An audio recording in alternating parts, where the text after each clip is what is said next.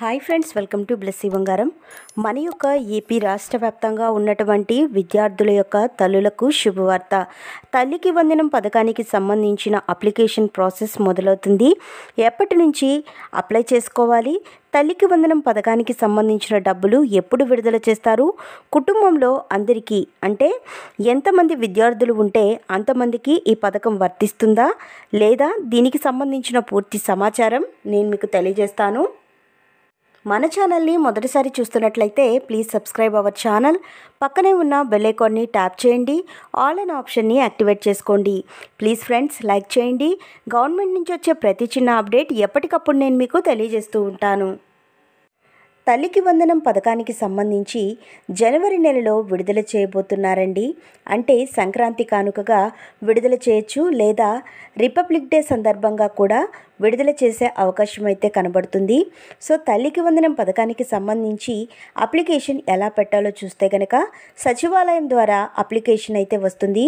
స్కూల్స్కి సంబంధించి ఎంతమంది విద్యార్థులు ఉన్నారు, వాళ్ళ యొక్క తల్లిదండ్రులకు సంబంధించిన లిస్ట్ అనేది స్కూల్స్కి రావడం జరుగుతుంది. అలాగే ఒకే ఇంట్లో ఉన్న ఇద్దరు పిల్లలు వేరు వేరు స్కూల్స్లో చదివితే వారి ఇద్దరి అప్లికేషన్స్ అనేది సచివాలయానికి వస్తాయి. అంటే ఒక కుటుంబంలో ఉన్నటువంటి తల్లిదండ్రులకు ఎంతమంది పిల్లలు ఉన్నారు అనే లిస్టు కూడా రావడం జరుగుతుంది.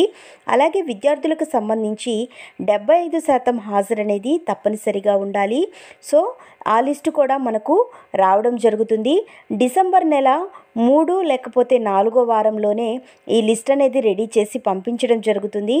లిస్టు వచ్చిన తర్వాత తల్లికి వందనం పథకానికి అప్లై చేసుకోవాలి. ఈ పథకానికి విద్యార్థి యొక్క తల్లి యొక్క ఖాతాల్లో 15,000 రూపాయలు జమ అవుతాయి.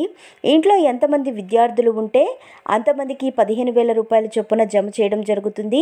ఒకరు ఉంటే 15,000 రూపాయలు, ఇద్దరు ఉంటే 30,000 రూపాయలు. ఈ విధంగా ఇంట్లో ఎంతమంది విద్యార్థులు ఉంటే అంతమందికి కూడా 15,000 రూపాయల చొప్పున మన యొక్క ఏపీ ప్రభుత్వం వారు జమ చేస్తారు. సో విద్యార్థి యొక్క తల్లి ఏపీ వాసి అయి ఉండాలి. ఆధార్ కార్డు అనేది ఏపీకి సంబంధించి వారు ఏ జిల్లాలో ఉన్నారు, ఏ మండలానికి సంబంధించి ఉన్నారు, ఏ ప్రాంతంలో నివసిస్తున్నారు, పూర్తి డీటెయిల్స్ అయితే ఉండాలి. అలాగే విద్యార్థి యొక్క తల్లికి బ్యాంక్ అకౌంట్ ఖచ్చితంగా ఉండాలి. అలాగే ఈ యొక్క బ్యాంక్ అకౌంట్కి ఆధార్ కార్డ్కి లింక్ చేసుకొని ఉండాలి. అంటే ఎన్పిసిఐ లింక్ అనేది కంపల్సరీ చేసుకొని ఉండాలి. మీ యొక్క రేషన్ కార్డులో విద్యార్థి అలాగే విద్యార్థి యొక్క తల్లిదండ్రులు కలిసి ఉండాలి. సో మనకు ఈ డిసెంబర్ ఎండింగ్లో కానీ జనవరి మొదటి వారంలో కానీ అప్లికేషన్ ప్రాసెస్ అనేది స్టార్ట్ చేస్తారు. అలాగే విద్యార్థులకు ఒకవేళ తల్లి లేక తండ్రి ఇద్దరు కనుక లేకపోతే విద్యార్థికి సంబంధించిన గార్డియన్ ఎవరైతే ఉంటారో వారికి సంబంధించినటువంటి ఆధార్ కార్డు అనేది ఖచ్చితంగా కలిగి ఉండాలి. వారి యొక్క బయోమెట్రిక్ అనేది తీసుకోవడం జరుగుతుంది. అలాగే విద్యార్థుల దగ్గర ఆల్రెడీ స్కూల్స్లో మనకు బయోమెట్రిక్ అనేది తీసుకుంటున్నారు. ఈ యొక్క బయోమెట్రిక్తో పాటుగా పాస్పోర్ట్ సైజ్ ఫొటోస్ కూడా తీసుకోవడం జరుగుతుంది. అలాగే విద్యార్థులకు సంబంధించిన అటెండెన్స్ అనేది జిల్లా కలెక్టర్కు అలాగే డిఈఓకు కూడా పంపించడం జరుగుతుంది. ఖచ్చితంగా పిల్లలకు 75% హాజరు అనేది ఉండే విధంగా చూసుకోవాలి. సో తల్లికి వందనం పథకానికి సంబంధించి ఏ చిన్న అప్డేట్ వచ్చినా ఎప్పటికప్పుడు నేను మీకు తెలియజేస్తూ ఉంటాను.